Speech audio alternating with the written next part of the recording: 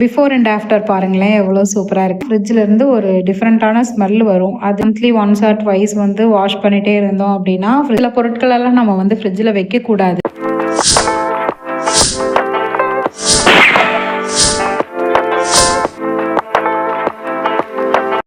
Hi friends, welcome to Srikavi உலகம். இன்னைக்கு fridge cleaning routine பார்க்கலாம். 2 வீக்ஸ் ஒன்ஸ் ரெகுலராக வந்து க்ளீன் பண்ணிவிடுவேன். எப்போல்லாம் எனக்கு வந்து வெஜிடபிள்ஸ் எல்லாம் ஃபுல்லாக காலி ஆகுதோ அந்த டைம்லலாம் நான் வந்து ஃப்ரிட்ஜை க்ளீன் பண்ணி வச்சுடுவேன்.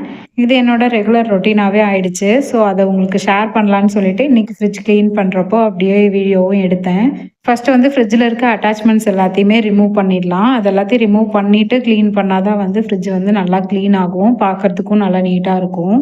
இந்த மாதிரி ரெகுலராக மந்த்லி ஒன்ஸ் ஆர் ட்வைஸ் வந்து வாஷ் பண்ணிகிட்டே இருந்தோம் அப்படின்னா ஃப்ரிட்ஜ் வந்து நல்லா நீட்டாக மெயின்டைன் ஆகும். அதுவும் இல்லாமல் ஃப்ரிட்ஜ்லேருந்து ஸ்மெல் எதுவும் வராது. இந்த மாதிரி ரெகுலராக மெயின்டைன் பண்ணாமல் விட்டோம்னா ஃப்ரிட்ஜிலேருந்து ஒரு டிஃப்ரெண்ட்டான ஸ்மெல் வரும். அது என்ன ஆகும்னு பார்த்தீங்கன்னா, நீங்கள் தயிர், மாவு இந்த மாதிரி ஐட்டம்ஸ் எல்லாம் வந்து ஃப்ரிட்ஜுக்குள்ளே வைக்கும்போது ஒரு மாதிரி ஸ்மெல் அதில் வரும். தயிரெல்லாம் நம்ம சாப்பாட்டில் ஊற்றி சாப்பிடும்போது ஃப்ரிட்ஜோட ஸ்மெல் அடிக்கிறது நல்லாவே நம்மளால் பார்க்க முடியும். அதனால் இதை அப்பப்போ க்ளீன் பண்ணிடுறது நல்லது. யூஸ்வலி நான் வந்து சமைச்ச பொருளை எப்போவுமே ஃப்ரிட்ஜில் வைக்க மாட்டேன். அது முதல்லேருந்தே என்னோட பழக்கமாக இருக்குது. மாவு, ஃப்ரூட்ஸு, வெஜிடபிள்ஸ் அதுக்கப்புறம் வந்துட்டு தயிர், பால் மேக்ஸிமம் வைப்பேன். அதுவும் இப்போ தயிர், பாலுமே வந்து பேபிஸ் வந்ததுக்கப்புறம் தான் வைக்கிறேன். அதுக்கு முன்னாடி வந்து அளவாக வீட்டுக்கு எவ்வளோ தேவையோ அந்த அளவுக்கு மட்டும் பால் வாங்கிப்போம். காலையில், ஈவினிங் 2 வேளையும் வாங்குவோம். அதை தான் அப்பப்போ யூஸ் பண்ணிக்குவோம். அந்த மாதிரி தான். தயிருமே வந்து எங்கள் வீட்டில் ஃப்ரிட்ஜில் வைக்கிற அளவுக்கெல்லாம் மீதி ஆகாது. நாங்களே நிறைய பேர் இருக்கிறதுனால தயிர் பத்தாமல் வேணால் போகுமே தவிர ஸ்டோர் பண்ணுற அளவுக்கெல்லாம் இருக்காது. அதுக்கப்புறம் முக்கியமாக பார்க்க வேண்டிய விஷயம் என்னென்னா, சில பொருட்களெல்லாம் நம்ம வந்து ஃப்ரிட்ஜில் வைக்கக்கூடாது.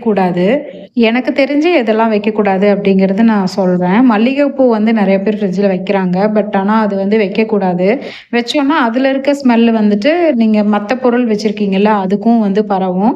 அதுக்கப்புறம் வந்து பார்த்திங்கன்னா, வெங்காயம், பூண்டு இதெல்லாம் வந்து உரித்து ஃப்ரிட்ஜில் வைக்கக்கூடாது. வெங்காயத்தை வந்து உரித்து வச்சிங்க அப்படின்னா அதில் வந்து இன்ஃபெக்ஷன் மாதிரி பரவும். அதனால் அதுவும் வந்து உரித்து வைக்கக்கூடாதுன்னு சொல்லுவாங்க. அதுக்கப்புறம் வந்துட்டு பனானா ஃப்ரிட்ஜில் வச்சோம்னா என்ன ஆகும்னா, அதை சாப்பிடும்போது நமக்கு சளி பிடிக்கும். அதனால் அதையும் வைக்கக்கூடாது. அதுக்கப்புறம் நிறைய பேர் மசாலா பேக்கெட்ஸ் எல்லாம் உடச்சி உள்ளே வைக்கிறாங்க. அது எப்படின்னு எனக்கு தெரியல. நான் யூஸ்வலாக அது வைக்கிறதில்ல. இந்த மாதிரி அட்டாச்மெண்ட்ஸ் எல்லாத்தையும் கழுவி முடிச்சதுக்கப்புறமா ஒரு வெட் வைப்ஸ் வச்சு நம்ம சின்ன சின்ன கேப் இருக்கு இல்லையா, அது எல்லா இடத்தையுமே தொடச்சி எடுத்துட்டோம் அப்படின்னா நீட்டாக இருக்கும். திருப்பி கழட்டின அட்டாச்மெண்ட்ஸ் எல்லாத்தையும் வந்து சேஃபாக மாட்டிக்கலாம். என்னோடது வந்து டோரில் இருக்கிறது எல்லாமே வந்து கிளாஸ் கிடையாது. அது எல்லாமே பிளாஸ்டிக் தான். அதெல்லாம் பிரச்சனை கிடையாது. ஆனால் எனக்கு உள்ள மெயின் ஃப்ரிட்ஜுக்குள்ளே இருக்கிறது எல்லாமே வந்து கிளாஸ் அட்டாச்மெண்ட்ஸ். அதனால் அது கொஞ்சம் பத்திரமா தான் ஹேண்டில் பண்ணணும். கழுவும் போதுமே கொஞ்சம் பார்த்து தான் பண்ணணும். இல்லைன்னா உடஞ்சி கையிலலாம் ஏறிடும். இப்போ அட்டாச்மெண்ட்ஸ் எல்லாத்தையுமே மாட்டி விட்டுட்டேன். ஃப்ரீசர் வந்துட்டு நான் ஷட்டவுன் டைமில் ஃபுல்லாக ஃப்ரீசர் எல்லாமே உருகுனதுக்கப்புறமா மந்த்லி ஒன்ஸ் அந்த மாதிரி க்ளீன் பண்ணுவேன். ஃப்ரீசர் க்ளீன் பண்ணுறதும் நான் தனியாக ஒரு டைம் வீடியோ போடுறேன். க்ளீன் பண்ணதுக்கப்புறம் ஃப்ரிட்ஜ் இப்படி தான் இருக்குது. பிஃபோர் அண்ட் ஆஃப்டர் பாருங்களேன் எவ்வளோ சூப்பராக இருக்குன்னு. இந்த வீடியோ உங்களுக்கு ரொம்ப யூஸ்ஃபுல்லாக இருக்கும்னு நான் நம்புகிறேன். பிடிச்சிருந்துச்சுன்னா லைக் அண்ட் சப்ஸ்கிரைப் பண்ணுங்கள். தேங்க்யூ.